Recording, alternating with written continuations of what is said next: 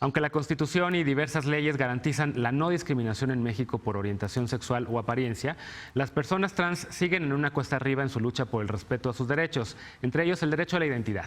Apenas 6 de los 32 estados han legislado el derecho a modificar su nombre y su sexo de acuerdo en sus actas de nacimiento. Veamos el contexto. Hace una semana, el Congreso de Hidalgo aprobó que la identidad de las personas transgénero, travestis y transexuales sea reconocida legalmente.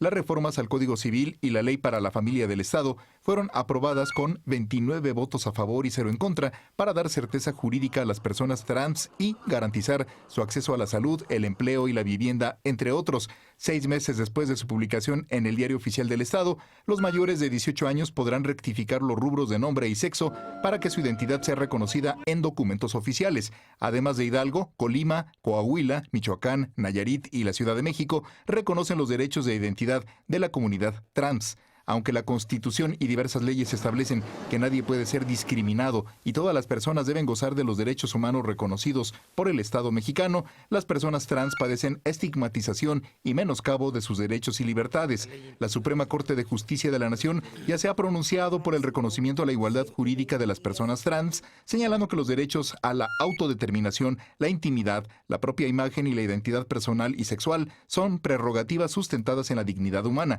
Sin embargo, según un análisis hecho por la Comisión Nacional de Derechos Humanos, en julio pasado, la población trans en México sigue viviendo en la incertidumbre respecto al respeto de sus derechos.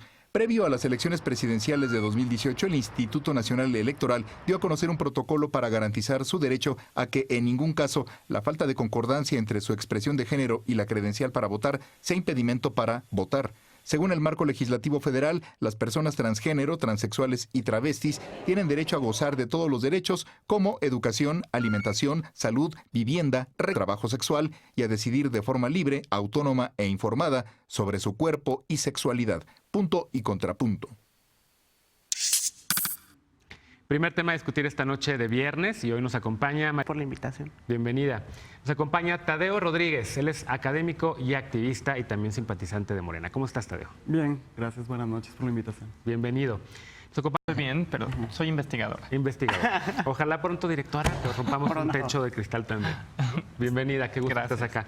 Adrián Palapa, activista gráfico de un proyecto muy padre en Instagram que se llama Transmasculinos. Transmasculinos. Bibienvenido, me da mucho gusto que estés aquí. Gracias por la invitación. Oigan, pues este programa de hoy es un pretexto, la verdad. Ya saben ustedes que yo soy hermana trans, soy su colega, soy su aliado, soy su hermano.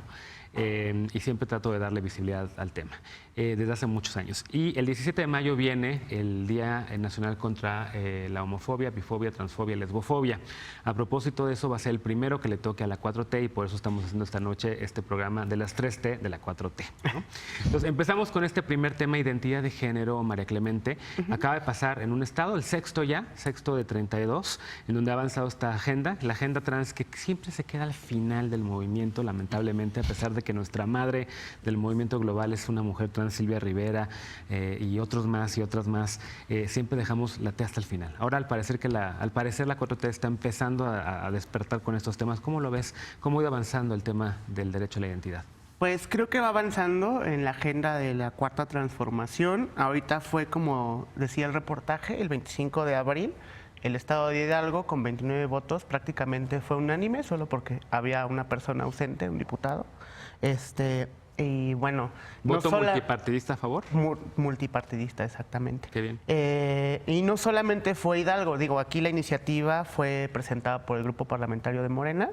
Anteriormente, también en febrero de este mismo año, también en Colima se aprobó. Entonces, es decir que... digamos que las legislaturas locales donde Morena tiene mayoría han estado trabajando con incidencia para presentar iniciativas a favor de la identidad de género. Y matrimonio igualitario también. Matrimonio igualitario. Pero es otro tema. Lo digo porque todavía hay mucha gente que dice que Morena son los conservadores, no quieren pasar estos temas, Morena tiene una Secretaría de Diversidad Sexual. Digamos que muchas personas quizás se basan en ciertas opiniones que emite el ahora presidente presidente de la República, el licenciado Andrés Manuel López Obrador, pero Morena es una cosa mucho más amplia, son millones de personas aglutinadas, ¿no?, para tener una agenda común en beneficio del país.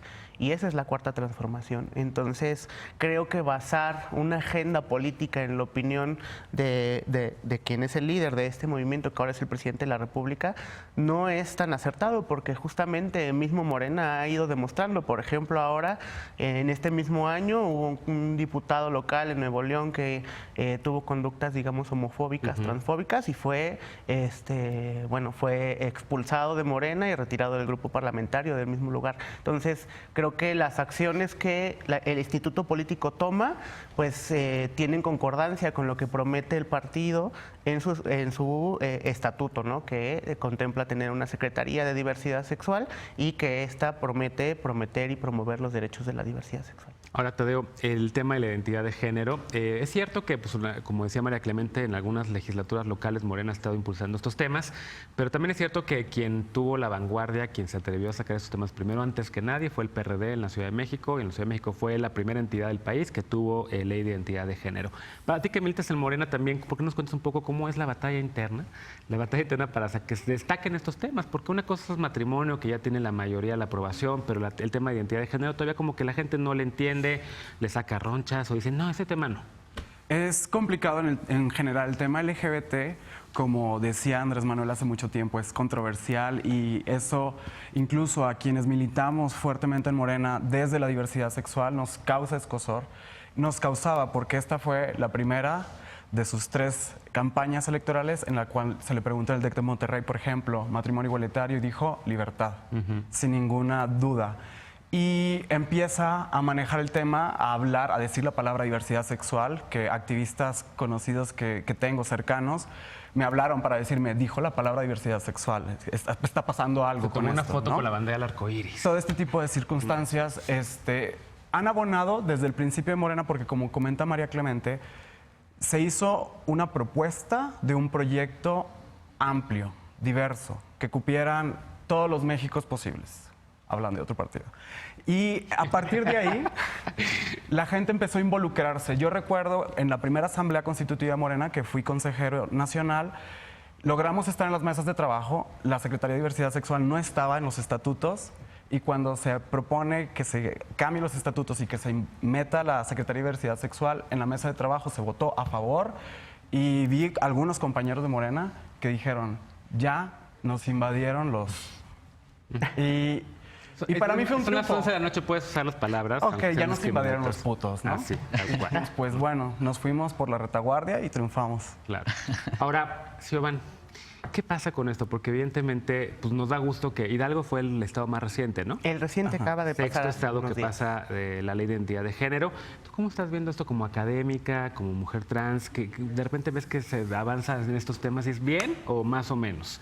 Puedes hacer, aquí están 2 de Morena, puedes contrapuntearlos, interrogarles, exigirles. No vendría yo a pelearme con ellos. Justo reconozco que adentro de Morena hay gente que ha hecho muchas cosas importantes. Aquí hay unos ejemplos, pero también está, por ejemplo, Citlali, Temístocles. En ese sentido, me queda claro que hay gente en Morena que tiene un enorme interés por avanzar esta agenda. Eso no quiere decir que no haya críticas. Yo señalaría 2 cosas. La primera, la diferencia entre digamos, heredar las causas de la violencia, en este caso la violencia transfóbica. Podríamos decir que eso no es culpa de la 4T, pero sí es su responsabilidad. Y sí tendría el gobierno que asumir que es su responsabilidad. Más allá de eso, creo que es un error construir la agenda trans como algo que, como si solo nos importara, por ejemplo, tener actas de nacimiento y acceso a la salud. Hay más temas que supongo que tocaremos más adelante. Sí. ¿Pero por qué nos vas adelantando? Yo señalaría que es muy importante que el presidente, por ejemplo, tenga un discurso que sea consecuente con la laicidad y yo criticaría además el diagnóstico que tiene de las fuentes de la violencia. Le hemos escuchado, por ejemplo, que las causas de la violencia tienen que ver con la descomposición familiar. En el debate que hubo sobre la cartilla, por ejemplo, esto pasó. Y ese es un argumento de derecha, y no lo digo yo. Si tú ves la derecha norteamericana antiderechos, es uno de sus argumentos, que hay que regresar a la familia natural. Ese diagnóstico es un diagnóstico que es un error como punto de partida. ¿Cómo lo ves tú? Porque, a ver, lo que menciona Iván es cierto, no nada más es el tema de la identidad de género, aunque tener un acta de nacimiento es una llavesota que abre muchos derechos Sí. y muchas puertas y demás. ¿Cómo evaluarías tú el arranque de la 4T para los temas de la 3T? Pues yo creo que el arranque es bueno, sin embargo, como dicen, o sea, la ley de identidad de género es apenas como el primer paso, es como apenas la primera puerta de muchos temas que están saliendo sobre la mesa, de varias problemáticas trans que tenemos y que son los grupos activistas los que están como tratando de nutrirse de esa información, de crear nuevos proyectos que se vayan adaptando a estas nuevas necesidades de las vivencias trans. Es importante, al menos yo desde mi proyecto, como visualizar también las vivencias de los hombres trans, que si bien podemos tener como un privilegio óptico de pasar, también es importante que tengamos lugar en los espacios y más allá de visibilizarnos a nosotros, también visibilizar las deudas del Estado. Claro, porque de hecho los hombres trans es como la última explosión del activismo y la visibilización, ¿no? Antes eran nada más las que estaban visibilizadas, eran las mujeres trans y las más políticamente activas. Ahora los hombres trans están empezando. Hay una nueva generación, ¿no? Sí. Yo empecé a traer a Marco Papas a Sin Filtro hace como 6 años, 5 años, ¿no? Ya era como los poquitos que había y ahora ya veo que muchos. Sí, ya. Pero entonces tú calificarías que hay un buen balance, un balance de entrada, ¿no? Alguna crítica a ellos, dirías, oye, póngase más las pilas en esto. Pues, o sea, yo lo veo como un buen arranque, ¿no? Es un buen arranque, es un buen inicio, pero todavía falta mucho trabajo. Ahora, se van todos los demás temas, además de derecho a la identidad, Estado laico, que vamos a tener un bloque específico a esa sugerencia tuya, por cierto, y qué bueno. ¿Qué otros temas faltan en la agenda? Por ejemplo, si tomamos la entidad que tiene los derechos más avanzados, Ciudad de México. En Ciudad de México, ¿qué falta para los derechos de las personas trans? Bueno, que no se nos olvide que los derechos son integrales. Este es un tema. No solo estamos peleando, digamos, por los derechos que no están, sino por hacer valer los que ya están. Tenemos que justiciarlos. En ese sentido, sí tenemos que pelear por lo de identidad de género, pero por justiciar cosas como, por ejemplo, el derecho a la educación, el derecho a una vida libre de violencia. Esos derechos puede que ya estén allí. Pero de facto, para nombrar las cosas como son, las cadenas de violencia cisexistas, es decir, dirigidas a la población trans, lo que van haciendo es corroyendo esos derechos. Entonces, no solo hay que hacer un trabajo legislativo, que sí hay que hacer, por ejemplo, sino que hay que hacer valer esos derechos. En cuestión del legislativo, yo creo que la Ciudad de México ha avanzado bastante. Quizás podríamos suponer que podríamos hacer un observatorio de violencias. Eso sería interesante. Observatorio de violencia. De violencias transfóbicas. Pero lo más importante hoy creo que es justiciar los derechos que ya tenemos. Y eso es una cosa que quizás hemos desatendido, porque es mucho más fácil atender al legislativo que a ejecutar realmente los derechos. Y eso es una cosa que no va a detener las violencias transfóbicas. Hacer una serie de leyes mientras no cambien las prácticas sociales no va a permitir combatirlo. La expulsión del núcleo familiar, por ejemplo, de las personas trans lleva, por ejemplo, a que pierdan el derecho a la educación, que pierdan el derecho al trabajo, que lleguen a trabajos marginales y donde puedan eventualmente ser asesinadas. Claro. Esto tenemos que detenerlo. Sería bueno, por ejemplo, tener albergues para juventudes trans, pero estamos todavía muy lejos de eso. Pero en ese sentido es que digo que tenemos que justiciar los derechos que ya están. Claro.